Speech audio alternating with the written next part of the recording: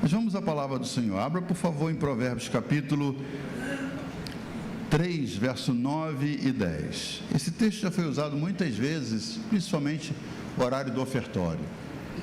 Disse de manhã algumas coisas que talvez eu não vá repetir agora, irmãos, mas vou acrescentar algumas que talvez não tenha dito de manhã, falando sobre um tema muito delicado, muito delicado. Se você está aqui desde o início da história da Oasis, você então é testemunha de que essa é uma igreja que não gasta tempo, mensagens longas falando sobre dinheiro. A gente não fala. Até o nosso momento de ofertório é sutil, não é? Você viu aí, a gente está louvando ao Senhor e diz, enquanto a gente está nesse ritmo de adoração, você traz o seu envelope, os pastores vão te abençoar aqui, tal, e a gente segue em frente. E há pastores que dizem, não, se não gastar 20, 30 minutos com uma mensagem só sobre a oferta não rende. É verdade, porque você é chamado a atenção para alguma coisa que às vezes estava passando despercebido. Nós corremos esse risco de, por causa da adoração que está acontecendo, não dar aquela ênfase para o ofertório, você até não participar. Porém, a gente prefere correr esse risco e crer que o Espírito Santo vai tocar no seu coração e você vai cumprir o seu papel, sendo generoso com a casa de Deus. E isso tem sido provado porque essa igreja, desde o primeiro dia, ela tem provado da providência divina, da misericórdia do Senhor através do seu povo, e a gente tem seguido adiante com os nossos compromissos sempre em dia. A igreja investe em várias áreas, a igreja abençoa várias pessoas, a igreja investe em missões, e tudo isso tem a ver com o que nós vamos falar hoje. Olha o que diz o texto de Salomão, Provérbios 3, 9 e 10, diz assim: honre o Senhor com os seus bens, com as primícias de toda a sua renda, e os seus celeiros ficarão completamente cheios. Em outras versões diz, os seus celeiros fartamente se encherão, e os seus lagares transbordarão de vinho. O texto, se você não prestar atenção, você não vai observar que ele destaca, não é um texto que fala de finanças simplesmente. Ele diz que se você honrar ao Senhor com a sua renda e com as primícias da sua renda, a gente já fala o que é primícias, vamos falar aqui, vai haver um resultado, se encherão de fartura os seus depósitos. Naquela época, época da agropecuária do povo de Israel, eram os celeiros e os lagares aonde se pisavam as uvas. Então ele diz, os celeiros vão se encher fartamente e os lagares vão transbordar. E esse sendo o ano do transbordar, a gente quer destacar isso para você hoje como algo que pode mudar definitivamente a sua vida. Aqui na nossa igreja nós temos algumas pessoas que, porque aprenderam em outras igrejas sobre o que vamos falar hoje, sobre primícias, eles fazem aqui. Às vezes me chamam no canto, pastor, as primícias do mês. Nós nunca obrigamos, nós nunca nem sequer falamos a respeito, dizendo, é uma prática dessa igreja. E eu queria ser muito bíblico para falar sobre isso hoje, para que você não diga que eu estou advogando em causa própria. Entrou na lista daqueles pastores que vivem pedindo dinheiro. Nessa igreja você pode ficar vacinado, tranquilo, que a gente não vive fazendo campanha do voto, do sacrifício, dá o seu carro, dá seu terreno, tira o seu anel, dá o seu tênis, dá o que você tem. A gente sabe muito bem, mas são princípios bíblicos que a gente quer entender o que foi para o povo de Israel, o que foi para nós. É muito fácil você às vezes dizer assim, isso aí era da lei, quando coisas aconteceram antes que a lei fosse estabelecida por Moisés no Sinai. Eu queria falar um pouquinho sobre isso. Quando você faz aniversário, hoje tivemos vários irmãos aniversariando, a gente viu na escola dominical. Ontem foi aniversário do meu filho Naldo. Vem aqui, Naldo, deixa eu fazer um parênteses aqui, vem aqui. Deus não me permitiu gerar filhos homens, mas me deu um presente. Nossas duas filhas casaram com verdadeiros filhos. Naldo é um filhão que Deus me deu. Até o meu outro genro diz assim, ele parece demais contigo, Eu falei, parece. Cor dos olhos, cor da pele, peso. Mas Naldo foi um presente que Deus nos deu, um presente do Brasil. A outra casou com alguém que ela conheceu lá, e a Aninha veio ao Brasil e aqui conheceu lá em Piedade. Entre as muitas bênçãos que Piedade nos deu o Naldo, E Naldo entrou para a nossa família e se tornou uma bênção, é um homem muito amado. E ontem ele fez 37 anos de vida. E eu nunca tive a coragem de convidar a ele e a minha filha para virem para o Brasil para nos ajudar, ainda que eu precisasse muito dessa ajuda. Sempre falei, se a gente quer ter mais jovens na nossa igreja, a gente precisa de pastores jovens no nosso meio, e eu preciso de alguém como um co-pastor. Quando eu vou na igreja do pastor Jaime, na igreja do pastor Murdoch, eu vejo que além dos tesoureiros, além dos pastores auxiliares, eles têm aquele sujeito que cobre os cultos, que faz o trabalho acontecer durante a semana. E eu falei, aqui basicamente isso sou eu que faço. Mas quando no início do ano eles vieram ao Brasil e decidiram, por votos a Deus que fizeram, ficar no Brasil, eu sei o quanto isso custou e custa para eles, né?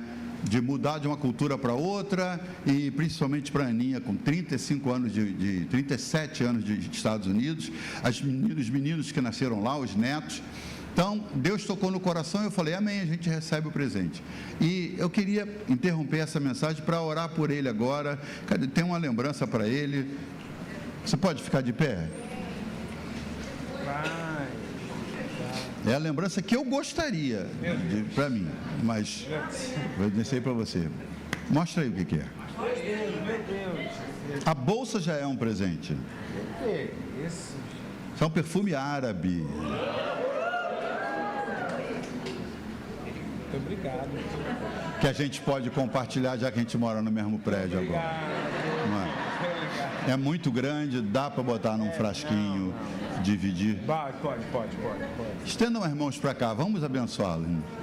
Pai, nós queremos te agradecer pela vida do Naldo, teu servo, Senhor, que se dedica, que se esforça para fazer a tua obra, mas com tanto amor, Senhor, com tanta graça, ele faz até parecer mais leve, Senhor, a jornada da vida. Pai, eu o abençoo como filho, como pai, como esposo, eu o abençoo como cidadão do mundo, Senhor, mas acima de tudo eu o abençoo como servo teu. Amém. Deus, que seja lá o tempo que for que ele passe entre nós, que o Senhor possa usá-lo poderosamente cada dia da sua vida. Senhor, tu sabes as demandas pessoais, tu sabes as lutas, mas o coração dele é teu e tu vais cuidar de cada dia, Senhor, para que sejam dias de vitórias, como nós cantamos, Senhor. Há dias bons e há dias maus, mas o nosso coração é teu todos os dias.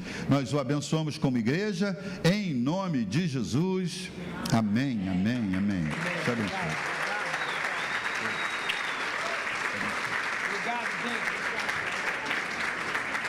Podem tomar os seus lugares, irmãos. Então, quando você faz aniversário, como está acontecendo, e tem um bolo depois, não tem? Ele encomendou um bolo que ele disse, eu quero cortar o bolo com a igreja. Eu falei, amém, então tá bom. Depois do almoço, é claro. Quando você faz aniversário, e aí alguém vem e corta o bolo, não importa quantas fatias vão sobrar, não importa se as fatias seguintes vão ser maiores, porque alguém já viu que tem pouca gente, dá para cortar fatias maiores, mas a primeira fatia é uma questão de honra. Normalmente, vê lá o que você vai fazer na hora de entregar a sua fatia. Normalmente, você entrega a primeira fatia para alguém que você quer honrar. Às vezes você vai numa festa de um adolescente, por exemplo, e aí quando a mãe que pagou, ou que fez o bolo, o pai que pagou os ingredientes, que cuidam deles, na hora que corta e dá na mão dele para ver o que ele faz, aí ele dá para um amiguinho, ele dá para a namorada, que não vai nem ficar com ele pro resto da vida, mas entrega. E aí o pai e a mãe que estão ali, pagando a festa, endividados, não falam nada, mas lá no fundo, aquela é uma pequena demonstração de honra. Você está honrando alguém. Até nessa questão aqui, quando você é solteiro ainda e seus pais fazem uma festa para você, vale a pena lembrar o que Paulo escreveu aos Efésios capítulo 6, repetindo o que está no Velho Testamento: honra teu pai e tua mãe, porque é o primeiro mandamento com promessa, para que te vás bem e viva longamente. Quer viver bem e viver longo? Honra pai e mãe. Está aí na hora do bolo, você já sabe o que fazer, não é? Se seu pai não estiver por aí, sua mãe, mas você sabe. A gente faz esses movimentos de honra, irmãos, diariamente. Querendo ou não, você está honrando alguém. E quando Salomão, na sabedoria que recebeu do Senhor, escreve dizendo, honra ao Senhor, ele estava falando com o povo de Deus, ele estava falando comigo. Deixa eu te perguntar, você honra o Senhor? Você ficou até intimidado para responder agora, né? Se fosse seu aniversário e Jesus estivesse presente, você daria ao Senhor o primeiro pedaço? Só que não. Nosso tipo de atitude diária nem sempre mostra isso. Deus não se move por uma oração cheia de lágrimas, dizendo, eu sou miserável, Deus tem misericórdia. Deus se move por princípios. Diga isso comigo, Deus se move por princípios. E Ele estabeleceu vários.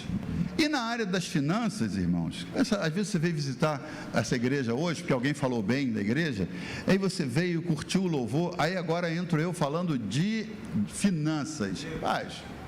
Vai ser a mesma coisa que eu ouvi na televisão e tal. Eu tenho obrigação de falar pelo menos uma vez sobre isso, porque você precisa saber que está disponível para você alguma coisa que Deus colocou na sua palavra. Você não é obrigado a usar, mas você não vai poder dizer, nunca me falaram a respeito. 7 princípios que Deus usa na sua palavra para tratar do assunto de finanças. A Bíblia fala de dinheiro mais do que céu e inferno. Então é sinal que é um negócio sério. Tanto que a Bíblia diz assim, o amor ao dinheiro é a raiz de todos os males. Não é o dinheiro, é o amor ao dinheiro. Você se mata para ganhar dinheiro, porque você quer ter mais, quero isso. Pais que não dão aos filhos a sua presença, mas enchem de presentes, porque acham que com isso vão ganhar. Deixa eles crescerem para ver os resultados. Você precisa estar presente. E a Bíblia trata de finanças, e o Senhor estabeleceu 7 princípios bíblicos que tratam desse assunto. 3 deles apenas eram leis. Deus falou, isso é lei. Os outros 4 são princípios que você decide se você utiliza ou não, mas claro que eles vão trazer resultado para a sua vida. O primeiro deles você sabe, dízimo. Dízimo é quando você põe Deus como dono de sua vida e de tudo que te pertence. Você pode dizer para Deus quando você é dizimista, Senhor, os negócios estão indo mal, Senhor, porque Ele é dono. Ele é dono, você só administra o que Deus, o que pertence a Deus. Senhor, você pode chamar a presença dEle e a intervenção dEle se você é dizimista, porque dízimo é por Deus como dono da sua vida e de tudo que você pertence. Semeadura não é uma lei, dízimo era para o povo de Deus. Semeadura não, semeadura é entregar algo com a intenção de um retorno multiplicado, e semeadura tem nome. Você não jogou uma semente lá e a esposa diz, o que você semeou? Nem sei, joguei uma semente lá, não, a semente tem nome. É de manga, é semente de café, é semente de feijão, a semente tem nome. Então semeadura é algo que você entrega para Deus esperando um resultado multiplicado. Você está esperando um retorno multiplicado e você dá nome, Senhor, eu estou entregando por isso. Não é uma lei. Ofertas também não são lei. As ofertas, elas falam de um coração grato que não se contém e por isso oferta ao Senhor. Então, a Bíblia diz, Deus ama quem dá com alegria. A Bíblia não diz que você é obrigado a ofertar, não. Quem é grato, oferta. E não adianta você dizer, eu sou muito grato ao Senhor, se você é escasso nas ofertas. Não está demonstrando essa gratidão. A gratidão, ela se manifesta através de um presente que você oferta ao Senhor. Como a gente é grato ao Naldo pelo trabalho que ele faz? Aproveita o aniversário e dá um presente para ele. E assim a gente faz com as pessoas. Mesma coisa com Deus, você é grato a Deus, você dá uma oferta para Ele, né, para a sua casa, para que a casa continue crescendo, mas isso não é obrigatório, não é uma lei. Quarto recurso financeiro, caridade. Caridade é lei, sabia?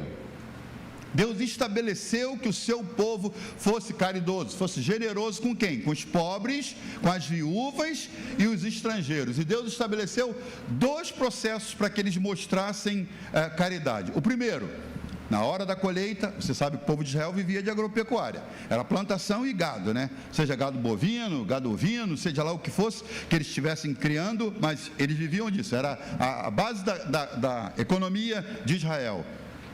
A hora da colheita, então os segadores, os colhedores, vinham com cestos. Por exemplo, a primeira das colheitas era a cevada. Eles vinham recolhendo a cevada, e o que caísse no caminho do pé onde ele colheu até o depósito, ele não podia baixar para pegar. E se estavam colhendo uvas, as uvas nos galhos mais altos, eles não recolhiam, eles deixavam ali. Por quê? Porque quando eles terminassem no final do dia, então os pobres, as viúvas, os estrangeiros podiam entrar na plantação e colher aquilo que sobejava, aquilo que caía. Assim os pobres eram atendidos. Quando você vai para a história de Ruth, você vê que Ruth era uma moabita, então era estrangeira, era uma viúva e era pobre. E ela foi para uma plantação, porque ela conhecia a lei do povo de Deus. Ela foi para uma plantação, final do dia, quando os segadores terminaram o seu trabalho, ela foi autorizada com outros pobres a entrar pelos caminhos entre a plantação e recolher aquilo que foi deixado para trás. Esse era o primeiro recurso que Deus usava para mostrar lealdade, mostrar caridade. Era o que caía das cestas dos colhedores. O segundo, Deus disse: você não vai colher os cantos da sua colheita, da sua lavoura. Não recolha os cantos, norte, sul, leste, oeste, você vai deixar, nos cantinhos você vai deixar, para que esses estrangeiros, pobres e viúvas possam vir e recolher. Dessa maneira, que eles chamavam de respiga, Deus providenciava para que os pobres tivessem também seu alimento e não houvesse tantos pobres e o estrangeiro se sentisse bem entre o povo de Israel e as viúvas fossem cobertas também. Então, caridade era obrigatório.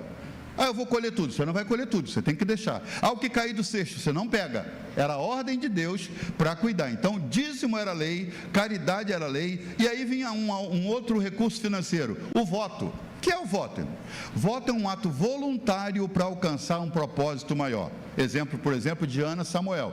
Ana era estéril, e aí ela disse ao Senhor: Senhor, se tu me deres um filho, eu te darei de volta para que ele sirva ao Senhor. Isso é um voto que você faz. Em prol de algo maior que você está buscando, você entrega alguma coisa. Isso é obrigatório? Não. Deus não pede a ninguém para fazer voto. Ele até avisa, através de Salomão no livro de Eclesiastes, ele diz assim: quando ao Senhor fizeres um voto, não tardes, não te atrase em pagá-lo, para que não sejas visto como um tolo. Aí olha a advertência do Senhor: melhor é não votar do que votar e não pagar. Deus pediu a você algum voto? Não. Estou desempregado, meses desempregado, anos desempregados. Aí você se atreve a fazer um voto: Senhor, quando o Senhor me dá um emprego, o primeiro salário do mês eu vou te dar de volta. Aí a porta se abre, aí começa a trabalhar já pensando no salário que vai vir no final do mês. Aí ele já diz: vou botar a luz em dia, vou pagar não sei o que estou devendo e tal. Ele já esqueceu do voto, que aquele primeiro mês não é dele. Quando ele recebe, irmãos, ele sai pagando light, pagando escola, pagando dívida, pagando sei lá o que ele tem para pagar. E aí, quando ele se lembra que fez um voto, ou alguém lembra: você não tinha feito um voto e tal, ele diz: Deus entende. Deus entende, quem não entende é você, que você fez um voto que Deus não exigiu e você não cumpriu o voto. E aí o que acontece normalmente? Aquele emprego vira um peso, ou aquele emprego é perdido logo na frente, porque Deus já viu que contigo não tem trato. Ele não exigiu que você nem eu façamos nenhum voto. Ele diz: quando fizerem o voto, não te atrase. Não é nem não deixar de pagar, é não te atrases em pagá-lo. Porque se você atrasa, você vai ter problemas. Melhor é não votar do que votar e não pagar. Isso é o voto. É obrigatório? Absolutamente. É lei? Não é. O sexto, oferta de sacrifício, é um ato isolado de entrega sacrificial, como Abraão fez com Isaac. Irmãos, isso nenhuma igreja tem autoridade, nenhum pastor está autorizado a chamar você num ato de sacrifício. Vamos dar uma oferta de sacrifício, seu terreno, seu carro, o que seja. Não. Se você, numa campanha que a igreja está fazendo para construir um novo prédio, diz: pastor, eu tenho 2 carros, eu vou dar um carro meu. Amém? É você que está entregando. A igreja não pode: irmãos, olha, esse mês, daqui para frente, a gente vai começar ofertas de sacrifício. Traga o que você tem, deixa de pagar a conta que Deus vai honrar. Traga o dinheiro da escola do seu filho. Irmãos, isso não é bíblico. Isso não é bíblico. Isso é um ato isolado que acontece raramente. Deus pediu a Abraão: eu quero Isaac. Quem mais Deus pediu a Abraão? Não pediu mais nada depois disso, de voto de sacrifício. Ele fez, ele entregou, ele podia negar, Deus pediu. Isso não é uma lei, isso é um ato isolado de entrega sacrificial. Quem já fez um ato de sacrifício, uma oferta de sacrifício, sabe do que eu estou falando, é algo custoso. Não é, irmãos, eu tenho 100 no bolso e vou fazer uma oferta de sacrifício e vou dar 50. Não. Oferta de sacrifício, você sabe assim, está me levando parte de mim, como foi Abraão com o filho Isaque. Oferta de sacrifício não acontece todo dia, não é todo culto uma oferta de sacrifício, isso não acontece. E o último deles, que é o sétimo princípio financeiro, são as primícias. Na realidade, as primícias aconteceram antes de todos esses princípios financeiros. Gênesis capítulo 4, verso 4, fala de Caim e Abel trazendo ofertas ao Senhor. Caim, do fruto da sua terra, ele trouxe ao Senhor. E Abel, do fruto do seu rebanho, ele trouxe ao Senhor. E o texto destaca: passados os dias, diz assim, capítulo 4 de Gênesis, passados os dias, Caim trouxe ao Senhor, do fruto da terra, uma oferta ao Senhor. Igualmente, Abel trouxe do melhor do seu rebanho, das primícias, está escrito lá, das primícias. O que é primícia? O primeiro e o melhor. Das primícias do seu rebanho, ele trouxe algo ao Senhor. E aí vem o resultado: Deus não aceitou Caim e sua oferta, mas aceitou Abel e sua oferta, e isso inclusive foi sentido por Caim, que se magoou. E o Senhor falou para ele: se você fizesse bem, Deus sabia, irmão, o que ele tinha feito. Se você fizesse bem, você não estaria recebendo isso? Mas o pecado jaz à porta, Caim, vigia. O que houve, irmãos? O texto é claro: passados alguns dias. As primícias você não entrega passados alguns dias. Ele colheu e não entregou imediatamente. Sabe quando você recebe verduras ou frutas que não estão frescas? Vai fazer uma feijoada, tem que comprar couve. Você chega lá, aquela couve velha, feia, amarfanhada, você não quer, você sai para outro mercado. Agora, quando saiu fresquinho, você sabe que é novinha, acabou de ser colhida. O que ele trouxe para o Senhor, o texto diz: passados alguns dias de que ele tinha colhido, ele trouxe ao Senhor. Abel trouxe do melhor do seu rebanho, as primícias, e Deus não aceitou nem Caim nem sua oferta, mas aceitou Abel e sua oferta. Então, a primeira menção de algum princípio financeiro na Bíblia é o das primícias. Não tinha um livro, não tinha uma EBD, não tinha um culto para Caim nem Abel saberem disso. Por que eles fizeram? Porque isso é uma lei moral que está dentro de nós. Se você é um ser humano normal, você entende que Deus é o dono de tudo que você usa hoje. Amém? Amém.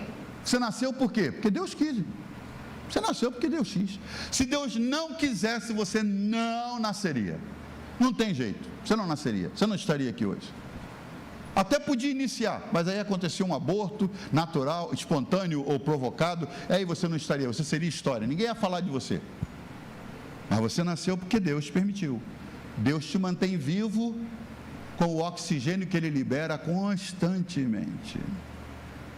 Você viu no tempo da Covid, um homem milionário, que ele pagou 4.000 para ele poder ter ar, e ele disse assim: eu nunca me dei conta de que Deus me deu ar a vida inteira e nunca me cobrou por isso. E ele estava pagando para ter oxigênio para sobreviver. Você não paga nada por oxigênio, quem é que te dá? Proteção para você andar nessas ruas perigosas que nós temos na nossa cidade. Quem te protege, irmão? Deus. Ou você tem guarda-costas? Não, é Deus. Seus guarda-costas são os anjos do Senhor, pagos por quem? Deus. Então, um homem, uma mulher com mínimo de senso, ele vai entender: eu devo a Deus. Minha vida, meu ar, minha proteção, o que eu tenho, minha saúde, eu devo a Deus. Assim como você não nasceu, não programou o dia do seu nascimento, você não consegue programar o dia da sua morte. É Ele que decide, todos os seus dias já estão contados por Ele. Então, Caim e Abel, sem frequentar a igreja, tinham essa noção: o que nós temos e somos pertence a Deus. Por isso eles trouxeram ao Senhor aquela oferta. Mas aí vem a pergunta: quem criou a lei das primícias? Foi Moisés? Não. Foi Deus. Tanto que Caim e Abel, lá nos primeiros capítulos, antes da lei, muitas décadas antes da lei, eles ofertaram ao Senhor simplesmente movidos pelo coração deles, que era sintonizado com Deus. Deus criou a lei das primícias. Vamos entender um pouquinho o conceito das primícias no contexto de Israel, né? Eles sempre viveram de gado e viveram de plantações. Então, como acontecia? O calendário deles começa diferente do nosso em meados de março e abril, falando do nosso calendário, que é o gregoriano, é diferente. Então, o deles era um calendário que o Senhor estabeleceu quando saíram do Egito, e o Senhor disse: agora vai ser o primeiro mês para vocês, mês de Abib, que coincide com o tempo que nós estamos passando agora. E o Senhor falou: vocês vão celebrar a primeira festa, que vai ser a Páscoa, que fala da libertação do Egito. Vão comer pães asmos, sem fermentos, para falar da pureza que vocês se mantiveram durante o tempo que passaram no Egito, e porque vão sair às pressas. Então, pão que não dá tempo de passar, colocar fermento, esperar fermentar, são pães sem levedura, e vão festejar a Páscoa, e vai ser o primeiro mês na vida de vocês. E até hoje é assim. Só que eles começavam o ano plantando cevada. E quando vinha o dia da Páscoa, a cevada já estava preparando para daqui uns dias ser colhida. O que eles faziam, irmãos? O sujeito tem uma plantação de cevada, e aí ele nota que em algum lugar da plantação a cevada já está mostrando um amadurecimento precoce. Isso acontece até hoje. Dizem os entendidos que geralmente 4 a 5% da plantação ela começa a amadurecer antes. Por quê? Por causa de um solo mais úmido, por causa da incidência do sol, por causa de um vento apropriado, por causa de alguma coisa que Deus estabeleceu. Então, na plantação, alguma coisa começa a florescer antes. Se você tiver 3 mangueiras na sua casa, pode ser que no final do ano, na estação das mangas, uma comece a mostrar as mangas antes das outras. Eles chamavam, o dono da plantação ia lá no santuário, lá no tabernáculo, pedia um levita, que era liberado pelo sacerdote. Isso tudo é histórico, irmãos, tudo é confirmado. E esse homem ia lá com os piquetes de madeira, e aí via a região, que era a primeira que estava amadurecendo, e colocava os piquetes separando aquela região, ok? Passou uns dias, agora já está na hora de começar a colher. Então o dono da plantação pegava na sexta-feira, falando no calendário nosso, a Bíblia diz: no dia depois do sábado, vocês entregam a colheita. Então, na sexta-feira, falando em termos nossos, o dia antes do sábado, aquele dono da plantação ia lá, colhia aquela parte madura, que era as primícias, e ele guardava, porque no sábado não podia colher, e no domingo eles vinham à casa do Senhor e entregavam as primícias. Aonde está isso? Levítico 23 diz assim: instrui o sacerdote a mover um molho ou um feixe das primícias da colheita perante o Senhor no dia seguinte ao sábado, domingo, para que o povo seja aceito.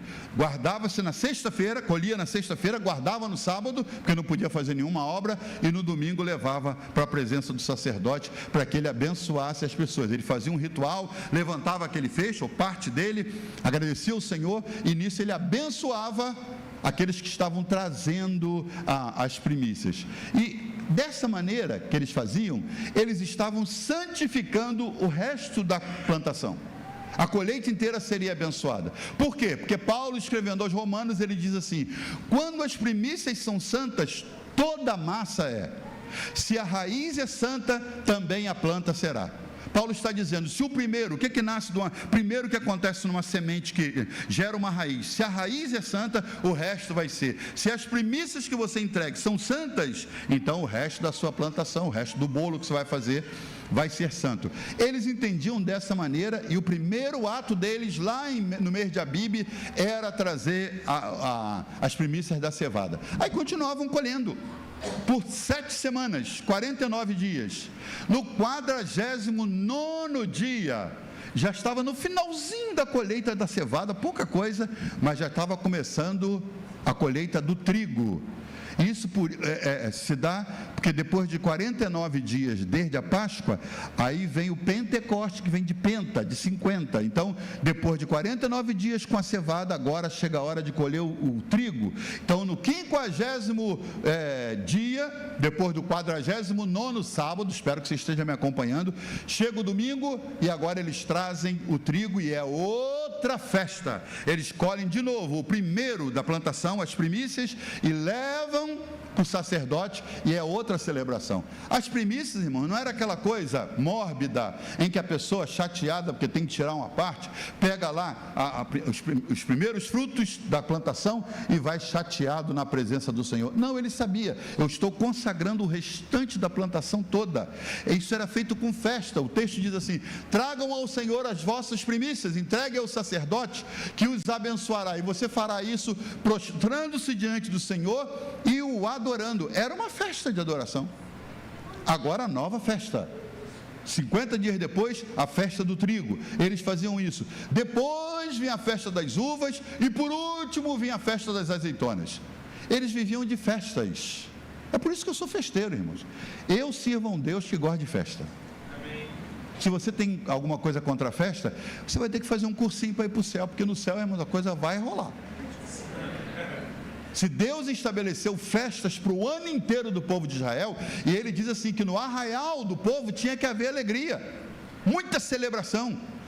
O povo não podia chegar lá com cara miúda, não, tinha que estar festejando, celebrando, que o Senhor gosta de celebração. Celebração é coisa para quem está alegre, não é? É aniversário do Naldo, parabéns para você. Você está alegre por ele? Não está nada, irmão. É um peso. Tem que bater palma para esse sujeito. Não, agora quando você está feliz, você aplaude, você glorifica, você celebra. E Deus estabeleceu que fosse assim. Então, a lei das primícias é lei, pelo menos para o povo de Israel era.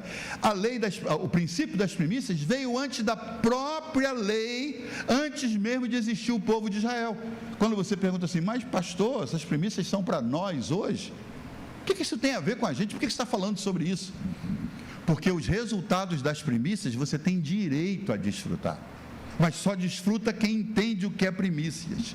Primícias são para nós hoje. Números capítulo 15, verso 21 diz assim, que seria pelas gerações seguintes. Nós somos gerações seguintes ao povo de Israel. E o princípio das primícias, irmão, veio antes da lei. Quero frisar isso. Antes mesmo que o povo de Israel exista. Porque alguém vai dizer assim para você, isso que ele está falando aí, isso é coisa da lei. Não, muito antes da lei. Caim e Abel viveram antes da lei. Jacó entregou o dízimo antes da lei. Então, não tinha nada a ver com a lei. Abraão, quando foi recebido por Melquisedeque, que comeu pão e vinho com ele, ele entregou o dízimo de tudo a Melquisedeque, e não tinha lei, a lei veio muito depois com Moisés. Então, essas leis espirituais, financeiras, elas antecedem a lei. E Jesus nos desobrigou de cumprir as leis cerimoniais e nacionais que ele estabeleceu para o povo de Israel. As leis cerimoniais, Deus nos desobrigou. Ele não exige de nós, ele nos desobrigou de cumprir essas leis. Leis morais e naturais, não, elas continuam valendo. Há 6.000 anos atrás, se alguém pulasse do alto do precipício, morria, irmãos? Morria por causa da lei da gravidade. Lei natural. Se hoje pular de um edifício morre? Morre. Deus não mexeu nisso. Isso é uma lei natural. E leis morais? São aquelas leis que continuam valendo, porque elas foram inseridas dentro do seu coração, não é porque o Senhor estabeleceu para o povo de Israel, são leis morais. Por exemplo, Caim matou Abel e não havia os 10 mandamentos, mas ele foi punido. Não havia lei e o Senhor o puniu por isso. Então, não foi Moisés que criou, nem Abraão que criou a lei das primícias. Primícias é uma lei moral que visa honrar a Deus como prioridade na nossa vida. E aí o texto que nós escolhemos de Salomão, quando ele diz, honra ao Senhor com as primícias de toda a tua renda. E aí você vai ver o resultado.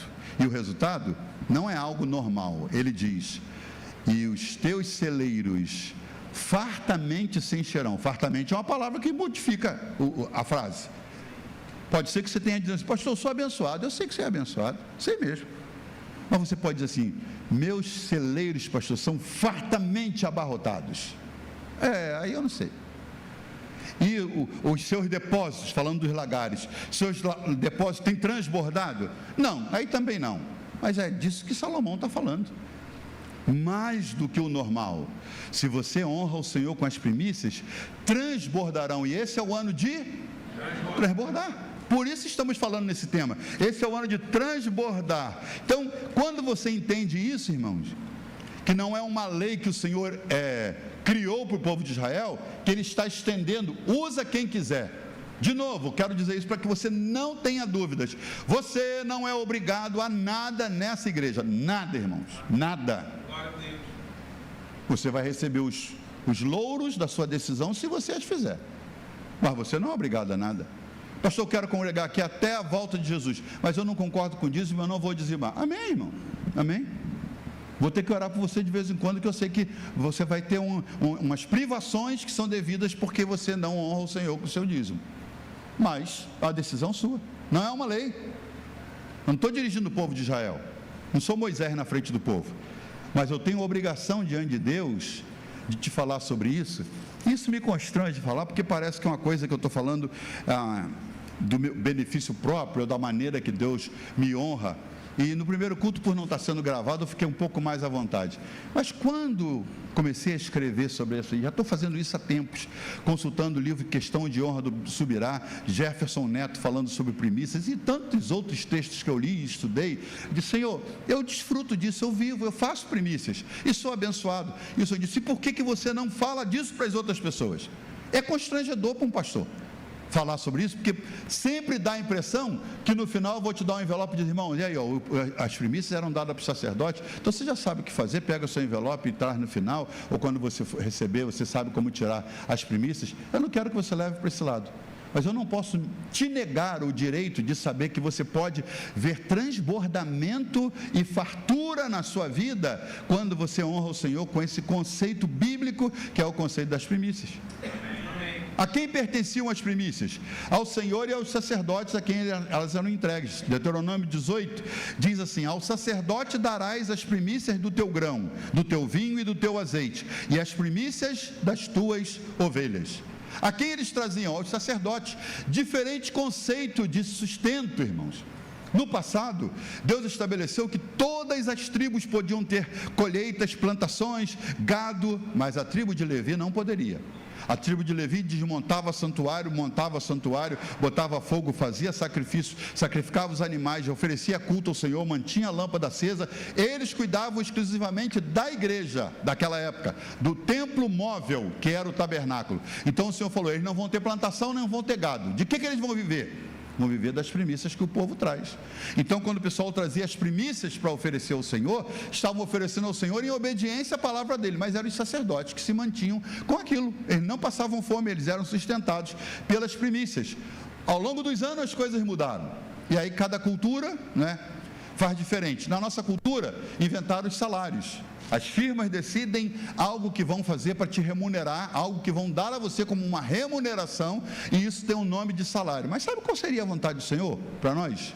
É que as igrejas tivessem os seus pastores, os seus levitas, os que trabalham no santuário, mantidos sem dificuldades pelas primícias que o povo trouxesse. Mas hoje não se faz mais assim. Seria bom se fizéssemos, Porque também os sacerdotes não iam acreditar num salário que a igreja dá, eles iam ter fé que Deus ia usar o povo para sustentá-los com as primícias que seriam trazidas. Deus sempre vai exigir fé de nós, sempre. A Bíblia diz: o que não é de fé é pecado.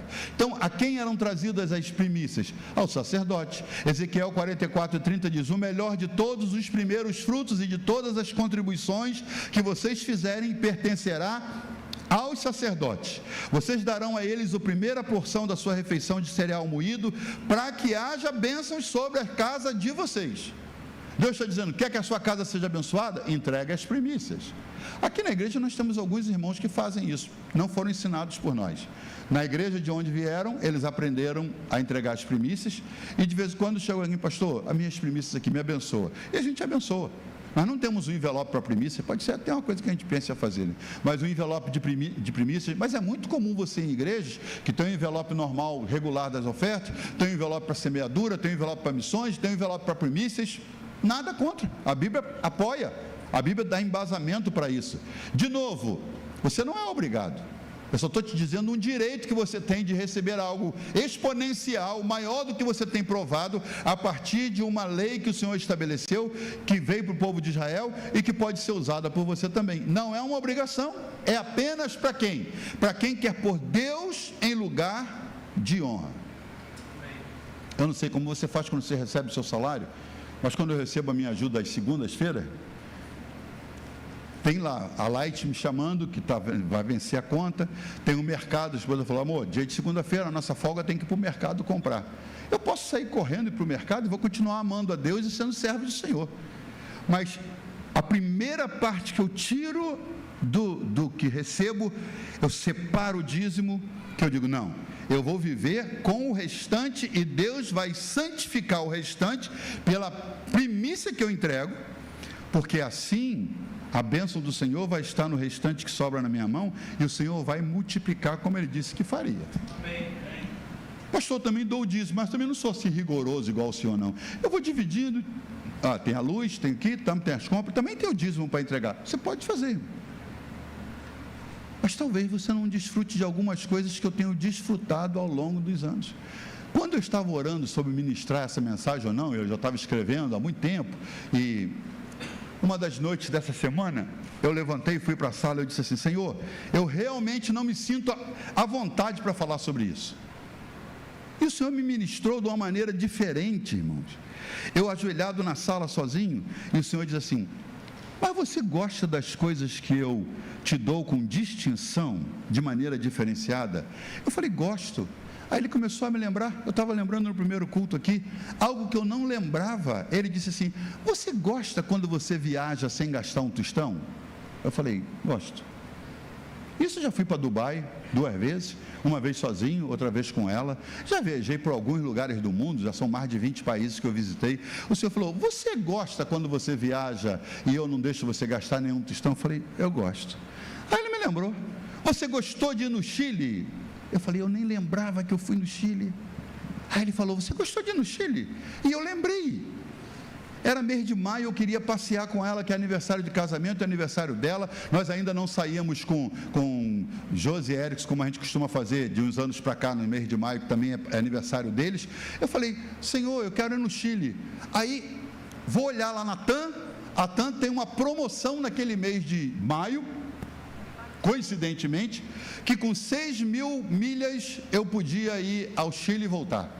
Eu tinha mais do que 20.000 milhas na minha conta, não é um número grande. Hoje, se você quiser ir aos Estados Unidos com milhas, você precisa de 150.000 milhas, por aí. Era 6.000 milhas para ir no Chile. Aí eu liguei lá e peguei com as minhas próprias milhas e falei, vou comprar. Mas ainda tem que pagar hotel, tem que pagar restaurante, tem que pagar um transporte, alugar um carro. Aí eu me lembro, agora eu tenho um bilhete, e aí eu me lembro, eu tenho um amigo chileno, um amigo que morava em Los Angeles, pregava na minha igreja, eu na dele, Josué Munhoz. Achei Munhoz e Deus me permitiu achar. Depois disso eu não consigo mais achar o Munhoz. Eu achei o Munhoz, liguei para o Munhoz, Munhoz, preciso da sua ajuda, amigo? Sim, diga lá, eu vou aí no seu país, vou visitar seu país, e eu preciso que você me dê uma dica de um hotel num lugar seguro e num preço que eu consiga pagar. Ele disse, isso é uma ofensa, isso é uma ofensa. O que é uma ofensa? Você vir no Chile e você não ficar na minha casa. Eu falei, não, pela obra a gente faz sacrifício, a gente está aqui, né, esse não é o problema, você vai ficar na minha casa. Aí ele tirou 7 dias de folga, irmão, e nós fomos para lá. Pensei, só não pagar aluguel, só não pagar hotel já é uma benção.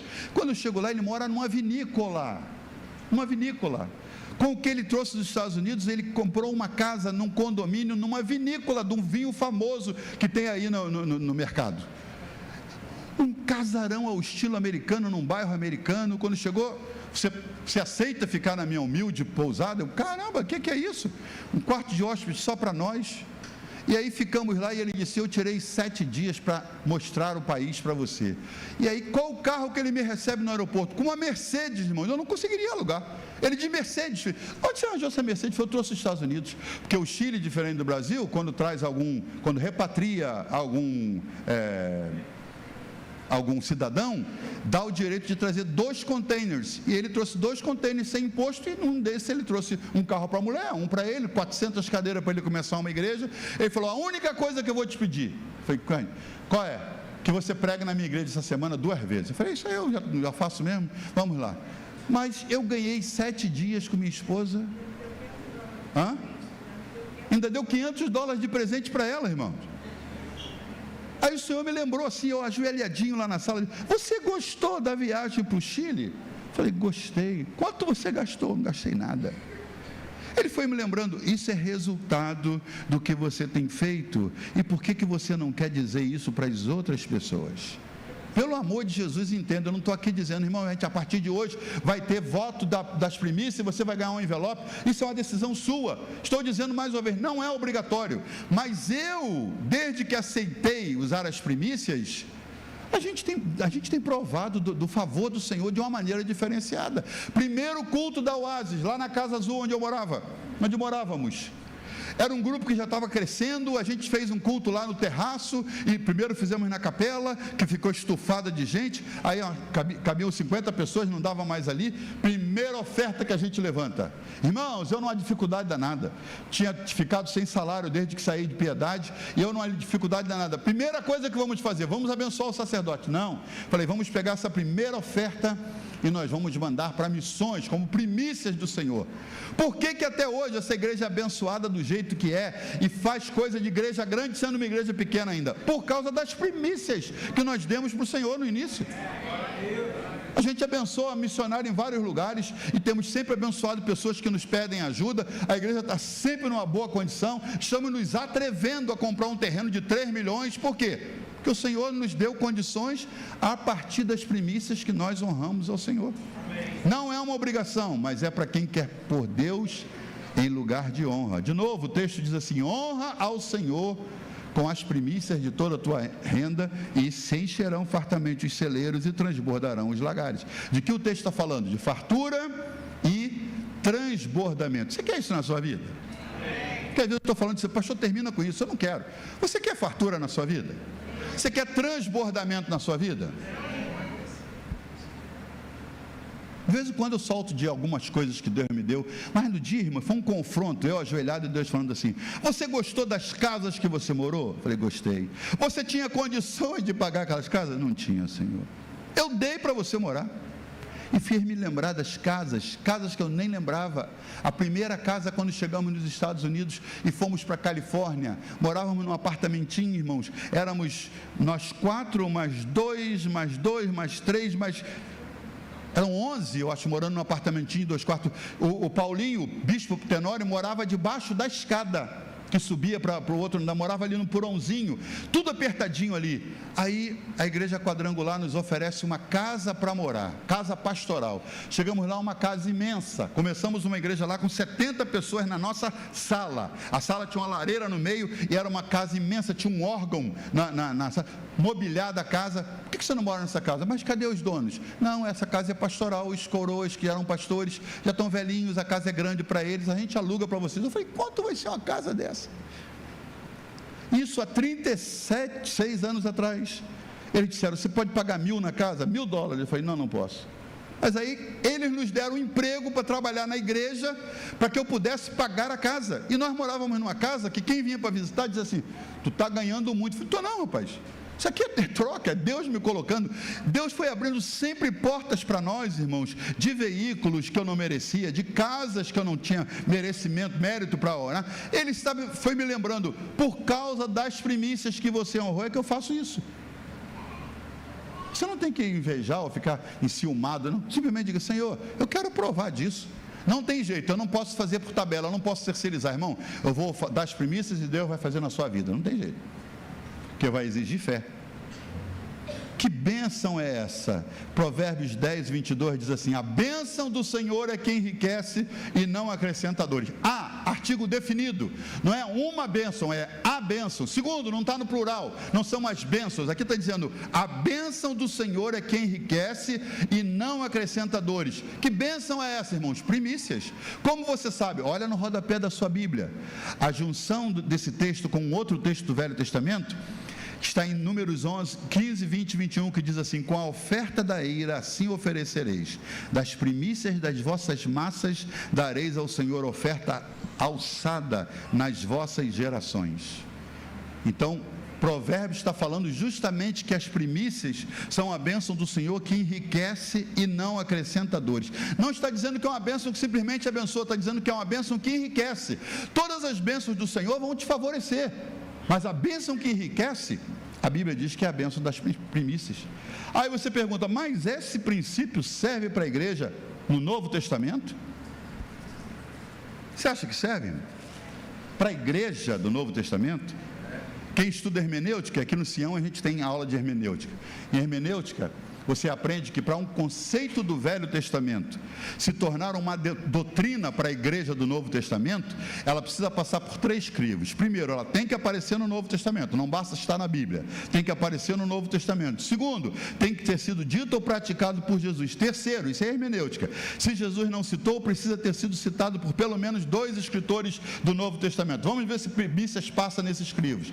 1 Coríntios 15, 22, está no Novo Testamento, diz assim: mas Cristo ressuscitou dentre os mortos, sendo Ele mesmo as primícias dos que dormem. Não apenas está no Novo Testamento, como diz que Jesus é a primícia dos que dormem. Ele ressuscitou primeiro que nós, para garantir que a nossa ressurreição é segura. Você vai ressuscitar um dia e vai para a presença de Deus, porque Jesus foi as primícias dos que dormem. Paulo, João e Tiago também falaram sobre primícias. Paulo, aos Romanos 11, 16, diz assim: se as primícias são santas, também a massa é. Se a raiz é santa, também os ramos são santos.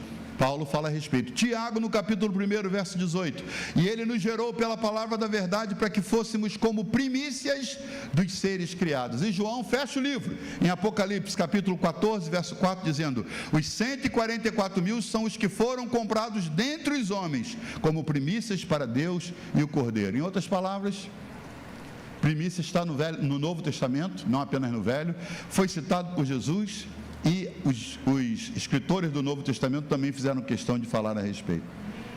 Quero terminar com uma pergunta: como posso honrar a Deus hoje praticando o princípio das primícias? Se você entendeu o que eu falei, e hoje está sendo uma aula, então é diferente de você estar glorificando como foi no período de louvor, mas essa pergunta ela vai cair nesse momento. Como eu posso honrar a Deus, se a Bíblia diz: honra o Senhor com as primícias de toda a tua renda e vão encher os teus lagares? Como eu posso honrar a Deus hoje praticando o princípio das primícias? Vou resumir, 3 pontos. Primeiro, separando o tempo para celebrá-lo na casa dele. Quer honrar o Senhor? Honre a casa do Senhor. Você que está em casa, não sei qual motivo que você não veio, mas se você não veio porque você podia vir e não quis, você não está honrando o Senhor. Quer honrar o Senhor? Primeira coisa, você tem que honrar a casa dele. Se eu tenho tempo para trabalhar, para estudar, para redes sociais, para dormir, para lazer, e só não tenho tempo de vir à casa de Deus, é porque Deus não é prioridade na minha vida.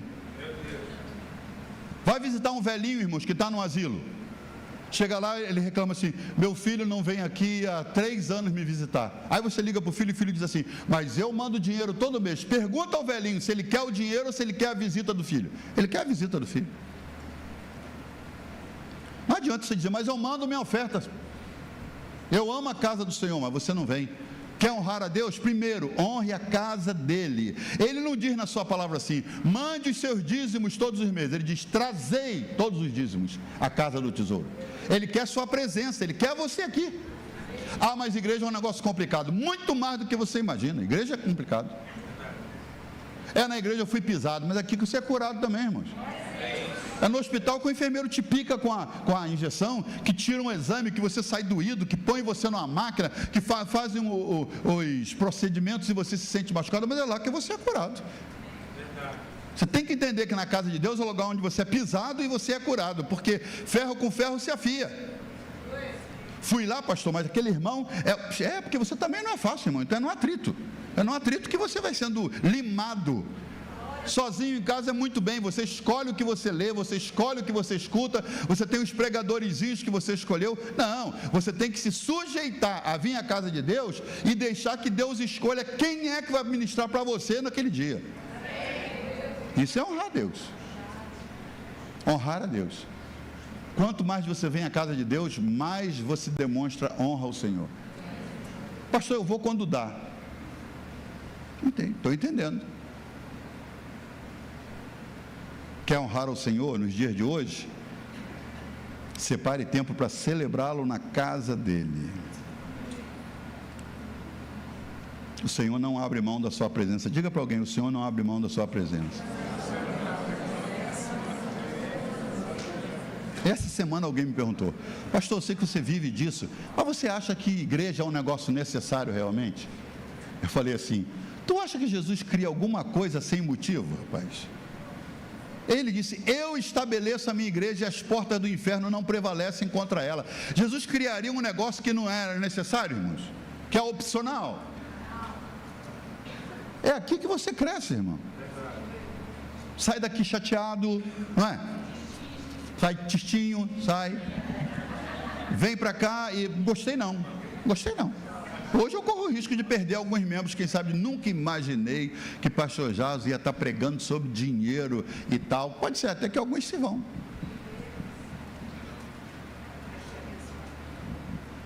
Eles não escolhiam qual era o sacerdote que ia estar ministrando, eles iam para o culto, que o Senhor dizia: quem não vier vai morrer, vai ser eliminado do meio do meu povo. Ainda dizia assim: que ninguém apareça de mãos vazias. Os pais davam coisas para os filhos levarem, para não chegarem diante de Deus de mão vazia. Quer honrar a Deus praticando as primícias? Primeiro, venha celebrá-lo na casa dele. Segundo, gaste tempo com a palavra dele. Você honra o Senhor? Honro. Quer colocá-lo em primeiro lugar na sua vida? Gaste tempo com sua palavra. Pastor, mas eu não tenho tempo. Tem tempo para o TikTok? Tem tempo para o WhatsApp? Tem tempo para Netflix? Se você diz que você não tem tempo para a igreja, para a palavra de Deus, e você é assinante de Netflix, está mentindo. Corta o Netflix que sobra tempo para a igreja, para a casa de Deus, para a palavra de Deus. Jesus disse assim, ó: aquele que tem os meus mandamentos, que guarda os meus mandamentos, que observa os meus mandamentos, esse é o que me ama. João 14, 21 fala sobre isso. Quer honrar a Deus? Venha à sua casa celebrar com Ele. Segundo, gaste tempo com sua palavra. Pastor, mas nem aquele devocional que a gente faz todo dia, feriado, dia santo, todo dia tem um devocional entrando no WhatsApp da igreja para você acompanhar. Lê Levítico, irmão, a gente venceu o Levítico, a gente já está em Números. Por que Números? Deus quis botar um livro chamado Números na palavra dele. O que você pode fazer? Desfrutar. Eu não tenho tempo para ler a Bíblia. Você não tem tempo para ler 3 capítulos por dia, com seu pastor ainda facilitando e comentando o texto do dia para te facilitar? É porque você não quer honrar o Senhor como prioridade na sua vida. Primeiro, venha à sua casa celebrá-lo. Segundo, gaste tempo com a sua palavra. Terceiro, e aqui eu termino, colocando em primeiro lugar nas suas finanças. Se quando eu recebo minha remuneração, o primeiro que eu tiro não é de Deus, Deus não é a prioridade. Prioridade é ser o primeiro, priori, a palavra vem disso aí, priori, primeira coisa, é para o Senhor. E Ele não é a prioridade nas minhas finanças. Vou fazer uma festa de aniversário, agora eu vou fundo, hein? Segura a onda aí. Vou fazer uma festa de aniversário. Vou convidar os amigos antigos, os amigos novos e tal. E aí na hora de fazer as compras, vou ter que comprar umas cervejas, vou ter que comprar, porque eu tenho uns amigos que bebem. A festa é sua ou dos amigos? A festa é de quem? Hã? A festa é sua. Você ainda serve ao Senhor? Sim ou não? Sim. Ele é prioridade na sua vida? Sim. Então pergunte para ele assim: Senhor, você autoriza eu comprar uma Heineken para botar uma Skolzinha, uma braminha geladinha para botar para os meus amigos? O Senhor autoriza? Se Ele autorizar, irmãos, vai em frente. Vai em frente. É quando os jovens me perguntam assim: pastor, o que o senhor acha de tatuagem? Eu falei assim: você é uma Ferrari. Você é uma Ferrari. Você não acha Ferraris tatuadas, Ferraris com adesivos. Quem tem uma Ferrari não gosta nem que ninguém toque. Você é uma Ferrari. Você pertence ao Senhor? Pertence ao Senhor. Eu não tenho nada contra nem a favor. Vá para o Senhor, que é o dono da sua vida, e diga assim: Senhor, eu posso pichar o templo do Espírito Santo? Que eu sou. Você é o templo do Espírito Santo. Você é templo. Posso pichar o templo? Porque se você vier aqui na porta da igreja e quiser pichar, você tem que perguntar ao dono do prédio primeiro se pode pichar as paredes daqui. Se você pichar ilegalmente, você está correndo o risco de ser preso. O seu corpo é templo do Espírito Santo. Senhor, eu posso pichar, posso fazer uma marca no templo. Se Ele liberar, irmãos, quem sou eu na fila do pão? Vai em frente. É o que eu digo para qualquer um que me pergunte. Eu tenho 2 filhas, uma delas casada com ele, desde cedinho. Pai, eu quero fazer uma tatuagem, assim, uma tatuagem de Jesus. Não, vou fazer uma clava de sol. Vou fazer, não, espera um pouco. Eu vou naquela enrolando, espera um pouco. Tinha hora que eu não podia explicar, que elas não tinham capacidade de entender. Quando foram ficando maiorzinhas, adolescentes, aí já tinha outras amiguinhas que tinham, e papai, minha amiga fez, porque o pai dela liberou, mas seu pai não libera ainda, e tal.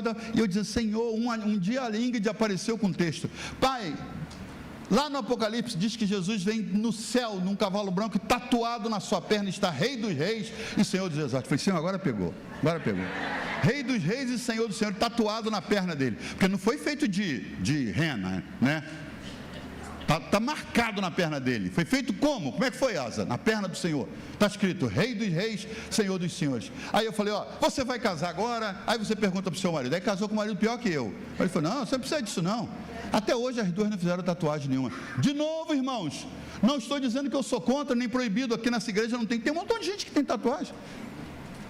Eu fui uma vez na igreja Sara Nossa Terra, logo no início. Os irmãos faziam aquela chaminha vermelha, fazia aquele escuro no corpo, para honrar a igreja, e vieram do mundão, e aí faziam uma tatuagem para honrar a igreja. Eu falei, Senhor, aqui você não precisa fazer o logo da Oase, não precisa. Você honra o Senhor como? Colocando como prioridade na sua vida, honrando como prioridade na sua vida. Lembra da fatia do bolo que eu falei? Para quem que você tem dado a primeira fatia do bolo da sua vida? Quem você tem honrado em primeiro lugar? Fica de pé, por favor. Quero terminar com o texto de Mateus 6:33. Diz assim, esse você conhece bem. Mas buscai em primeiro lugar o reino de Deus e a sua justiça, e todas as outras coisas serão acrescentadas. Olha a proposta de Deus, pastor Célio. Deus está dizendo assim, busca o meu reino em primeiro lugar. Senhor, mas eu tenho que ter tempo para comida, eu tenho que ter tempo para os filhos. Busque em primeiro lugar, e todas as demais coisas eu vou acrescentar. Deus está te fazendo uma proposta. Eu vou cuidar das demais coisas, se você me coloca em primeiro lugar na sua vida. Esse é um teste que está disponível para qualquer pessoa. Dizer, Senhor, eu vou testar. Eu contei aqui que, como eu não tenho um superior na igreja, na hierarquia da igreja, eu não tenho um superior acima de mim, eu sempre tive, e sempre honrei, mas eu não tive. Eu falei, Senhor, eu quero dar as premissas para alguém. Aí peguei, separei 30 avos, separei o meu salário em 30, peguei valor de um dia, e liguei para um pastor que tem me honrado muito, falei, eu preciso do seu Pix, porque eu quero mandar as primícias para você. Não entendeu muito bem, mas mandou. A secretária mandou o Pix. E aí eu entreguei. Aqui é meu testemunho pessoal. Eu mandei o meu Pix para ele. Passam uns 3 dias. Minha irmã me liga e diz assim, irmão, mamãe mesmo depois de morta está nos abençoando. Eu falei, o que houve? Fizeram umas contas lá no governo e decidiram que tinha um dinheiro devido a ela. Eu recebi aqui e mandei em 3 partes. Uma para você, fiquei com uma, e outra para Paulinho. Aí quando eu olho na conta o valor, irmãos, eu me arrepiei assim. Exatamente, nenhum centavo a mais, nenhum a menos. Exatamente o que eu tinha mandado de primícias 3 dias atrás. Aí eu falei, Senhor, o que é aí? Que matemática, que contabilidade é essa? Até do morto eu estou recebendo dinheiro, Senhor. O que é isso? Passam uns dias, minha esposa falou, olha amor, não é que você mereça não, mas venderam uma propriedade lá de papai, minha mãe me mandou alguma coisa, agora o pai da Ângela que também partiu, venderam a propriedade e eu estou recebendo uma parte, eu quero te dar, e me deu 20 vezes o valor da primícia que eu tinha entregue. Pastor, acredito nisso não. Faça o teste, senão é obrigado. Mas se eu fosse você, eu não perderia a chance de provar algo novo da parte de Deus, que vem lá do Gênesis capítulo 4, quando Abel fez, e o nome dele está registrado até hoje, a gente pregando. Vamos orar? Quero orar por sua vida, por suas finanças. Deus me falou no início do ano que esse era o ano de transbordar, deu ao pastor Joelson o texto. Eu disse: Senhor, eu não quero transbordar sozinho, eu quero que o povo da nossa igreja transborde, Senhor. Quero ver empregos, quero ver empresários brotando, novas empresas nascendo. Quero ver, Senhor, milagres sendo contados, prêmios que não se esperavam sendo recebidos. Quero ver, Senhor, da parte do governo, da parte de particulares, da parte de empresários, eu quero ver testemunhos sendo contados para a glória do Senhor. E eu creio que isso vai acontecer na sua vida. Pai, eu quero abençoar o teu povo essa manhã. Essa palavra que tu sabes como foi difícil, Senhor, compartilhar, mas eu quero declarar, Senhor. Pai, como nós temos colocado as primícias diante de Ti, te dando prioridade. Que essa igreja saiba te honrar, vindo à Tua casa para celebrar a Tua presença. Que essa igreja saiba, Senhor, ler a Tua palavra e dedicar tempo para ela, te priorizando antes de qualquer outro conteúdo. E que essa igreja, esse povo, Senhor, e aqueles que nos assistem, possam honrar a Ti também, dando o primeiro lugar a Ti nas finanças que passam por nossas mãos. Eu abençoo a cada um e declaro testemunhos fluindo, Senhor. Milagres acontecendo como nós cantamos. O meu Deus ainda faz milagres, nós cremos nisso. E queremos Te agradecer antecipadamente pelos milagres que virão, pelos testemunhos que brotarão, para a glória do Teu nome e edificação do Teu povo e expansão do Teu reino. Nós declaramos isso em nome de Jesus, e o povo de Deus diz: Senhor. Pai, em nome de Jesus, nós oramos, entregando a Ti, Senhor, nossa gratidão por essa reunião, pelos que foram tocados, Senhor, pelos que foram movidos pela Tua palavra. Que o Senhor faça o trabalho que eu não posso fazer através do Teu Espírito em cada coração. Abençoamos agora o retorno aos lares, a viagem à noite para Guapi. Cuida dos Teus filhos onde quer que estejam, onde quer que vão. E nós os abençoamos, Senhor, e declaramos Teu favor sobre eles agora e para sempre. E que a graça de nosso Senhor Jesus Cristo, o amor de Deus, nosso Pai, e a comunhão do Espírito Santo seja com todos, desde agora e para sempre. E o povo de Deus diz: cumprimente uns 10 aí, pelo menos, irmãos, e aí você pode sair da casa de Deus.